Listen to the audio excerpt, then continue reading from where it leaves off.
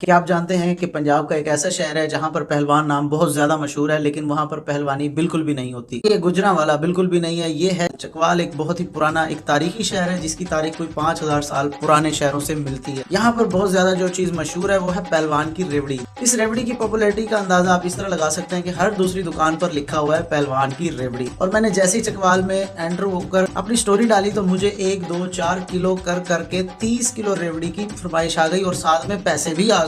अब मसला था 30 किलो रेवड़ी एक शॉप से लेना, जो कि नामुमकिन सी बात थी।